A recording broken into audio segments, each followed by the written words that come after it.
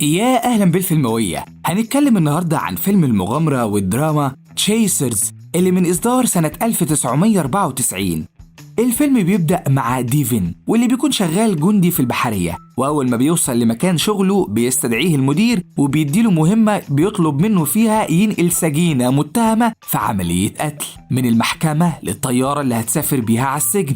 بينبه على ديفن إنه مش عاوز أي أخطاء وهيبعت معاه رئيس الشرطة عشان يساعدوا بعض، وبيوافق ديفن وبيروح ديفن عشان يقابل رئيس الشرطة. لسه ديفن بيعرفه بنفسه، بيقول له الرئيس مش ناقصين وجع دماغ يا ابن انت. ديفن بيقف مستغرب وبيقول دي بينها هتبقى مهمة سودة على دماغي. في الطريق بيعدوا على مطعم وبيقابلهم الجرسون اللي بيكون متنكر في لبس غريب كده، ما تعرفش تحدد هو لابس خنزير ولا صقر ولا ايه. المهم انه بيطلب رئيس الشرطة أكلة مش موجودة عندهم. بيتضايق طبعا، ازاي طلبي مش موجود عندك؟ صاحبنا الجرسون اللي مش بيكون طايق نفسه بيتعصب عليه وبيقول له يا عم اذهب للجحيم. رئيس الشرطة يسكت؟ لا، بينزل يجري وراه وبصعوبة بيحوشوا ديفن وبيكملوا بعدها طريقهم للسجن. أخيرا لما بيوصلوا للسجن بيحذروا رئيس الشرطة وبيقول له لو حصل أي حاجة والسجين حاول يهرب ما تتدخلش وإلا هتفقد حياتك. وبيدخلوا جوه السجن وبيقابلوا المأمور اللي بيقول لهم عن سبب وجودهم، وبيشرح له رئيس الشرطة إنهم جايين ينقلوا مسجون. بيكون رئيس الشرطة مفكر إن المسجون شاب، وعلى ما بيخلص المأمور إجراءات النقل بيروح رئيس الشرطة للحمام، ولما بيطلع بيتصدم بإن المسجون شابة جميلة، وبياخدوها وبينقلوها للعربية. في الطريق بيستغرب ديفن لما بيقرأ تقرير المأمور عن المسجونة وبيعرف إن اسمها توني وقضت 7 سنين من أصل 10 في السجن. بعد شوية بتقول لهم توني إنها عاوزة تدخل الحمام. بيرفض رئيس الشرطة لكن ديفن بيقنعه، وأخيرا بيركنوا العربية وبيروحوا عند مطعم. بتدخل توني للحمام وبيروح وراها رئيس الشرطة اللي بيكون خايف لا يكون فخ وتهرب منه. جوه الحمام بيلاقوا صوت سيدة بتعيط، بيقول لها رئيس الشرطة إن الأحسن إنه هيستناها بره لحد ما تخلص. ولما بيخرج بتروح توني تفتح الباب وبتلاقي أختها مستنياها اللي بتكون جايبه لها هدوم ومكياج عشان تغير في شكلها. بتطلع توني من الحمام في لبس الممرضة وشعرها متغير ومش بيعرفها رئيس الشرطة، وبيكون فاكر إنها الست التانية اللي كانت بتعيط في الحمام. وبتطلع توني تركب العربية وبتحاول تشغلها. في المطعم بتطلع واحدة تانية من الحمام وبيستغرب رئيس الشرطة، ولما بيدخل الحمام بيكتشف ان توني غفلته وهربت. بسرعة بيطلع هو وديفن وبيسمعوا صوت عربية عملت حادثة، ولما بيخرجوا بيلاقوها توني اللي مش بتكون عارفة تسوق. بتروح توني عند واحد ميكانيكي وبتقول له انهم عاوزين يخطفوها، فبيتعصب الميكانيكي وبيدي رئيس الشرطة بوكس محترم. ولما بيعرفوا رئيس الشرطة بنفسه بيخاف الميكانيكي وبيسلمهم توني وبيحاول يعتذر. وبيرجع أصحابنا يكملوا طريقهم بالعربية وبينزلوا عند استراحة تانية وبيشتروا من الصيدلية لتوني حاجات خاصة بيها. المرة دي بيقف روك على الباب وبيمسكوا لها عشان ما تهربش، وبتخبي توني قطعة من البلاستيك معاها. وبره بيلاقوا ديفن نايم والعربية بتتفول، وبيزعق له روك عشان يصحى، وبتستغل توني الموقف وبتشيل الخرطوم اللي بيفول العربية وبتحطه مكان قطعة البلاستيك اللي معاها. وبيركبوا العربية ومحدش بيلاحظ اللي عملته توني. وبيقرر روك ياخد طريق مختصر عشان يوصل بسرعة بعد الوقت اللي ضيعوه. وفجأة العربية بتعطل بسبب قطعة البلاستيك اللي حطتها توني، وبيحاول روك يصلحها لكنه ما بيعرفش ايه اللي حصل لها. وبيقرروا يكملوا الطريق مشي لحد ما بيقابلوا عربية بيركبوا معاها، وبيدي روك لتوني جزمة غير اللي لابساها عشان رجليها ما توجعهاش. وبيمشوا هما ال3 على الطريق وبيطلعوا على التلة عشان يختصروا الطريق. وفجأة وهم ماشيين بيلاقوا حطام مبنى قديم ويافطة مكتوب عليها خطر. لسه هيتحركوا من مكانهم هوب بيقع الخشب بيهم هما ال3 في حفرة. بتفكر توني وبتقترح عليهم يشيلوها وهي هتقدر توصل للسقف وتجيب لهم أحبال وتخرجهم، لكن طبعا روك بيكون فاهم إنها عاوزة تعمل كده عشان تهرب، وبيقول لها في المشمش يا ست توني. وبيقرر إنهم هيفضلوا قاعدين لحد ما أي عربية معدية تسمعهم. لكن ديفن كالعادة بينجح في إقناعه وبيشيلوا توني، وبتطلع أخيرا وبيدولها الأحبال اللي هم عاملينها بهدومهم، وبتاخدها توني وبتفك هدومها منها وبتفلسع. وطبعا أصحابنا بيقعدوا يندبوا حظهم وبيندموا إنهم وافقوا على فكرتها.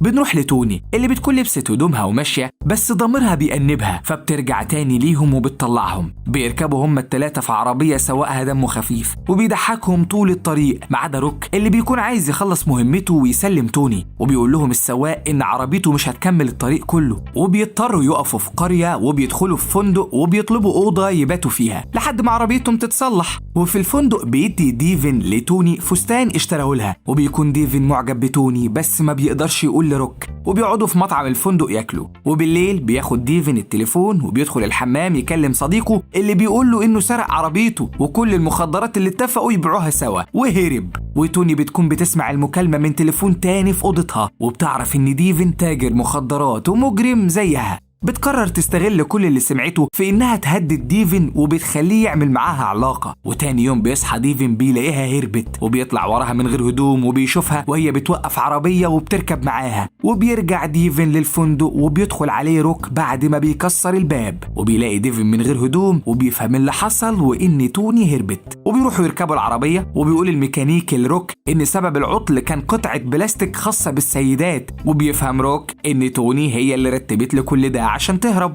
وبتنجح توني في انها تسرق العربية من الراجل اللي ركبت معاه وبتهرب بيها، ولانها ما بتعرفش تسوق كويس بيشوفها ديفن وروك وبيروحوا وراها يطردوها. لكن فجأة بتصطدم عربية روك بمجسم البركان في المدينة وبتقف توني تضحك عليهم. وبعد ما بيسلكوا العربية بيطاردوا توني وبينجح روك في إطلاق النار على كاوتش عربية توني وبيقدر يوصلها بسهولة، وبيقبض على توني وبيقعدها في العربية. وبيركب روك مع ديفن وبيطلب منه يحط حزام الأمان، وبيوصلوا الكافيتيريا وبينزلوا يستريحوا فيها. وبيقعد روك مع توني وبيقول لها تروح تصالح ديفن لأنه بيحبها، وبتروح توني وبيقول لها ديفن إنه ما اختارش يكون تاجر مخدرات إلا لما جربها مرة وبعدها ما عرفش يبطلها تاني. وبيقول لها لو عاوزة تعترف عليه لروك تروح تقول له ومش هتفرق معاه. وبتقول له توني إنه ما يعرفش اللي حصل معاها في السجن وإنها داخلة السجن وهي مظلومة ومش هتقدر تخليه يعيش اللي هي شافته. بيكملوا طريقهم وبيكون كلام توني مأثر في ديفن وبيفكر فيه طول الطريق.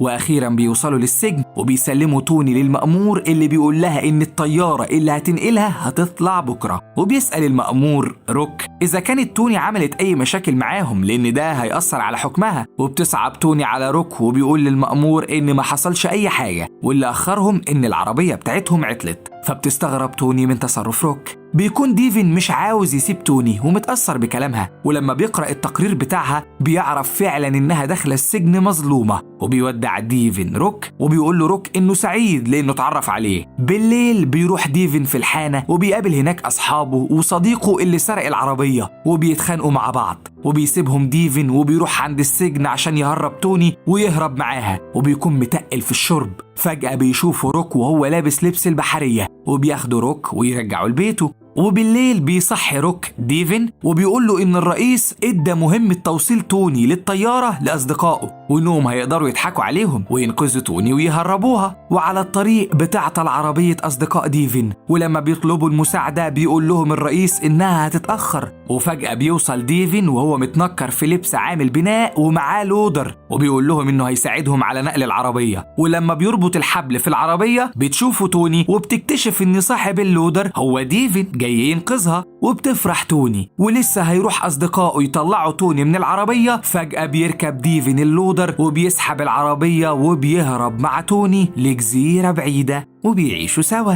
بنشوف ديفن وهو بيتصل بروك وبيشكره على مساعدته. وبكده بنكون وصلنا لنهاية فيلمنا النهاردة. لو عجبك فيلمنا ما تنساش تشترك في القناة وتفعل التنبيهات عشان لسه عندنا ملخصات نارية. أشوفكم الحلقة الجاية. سلام.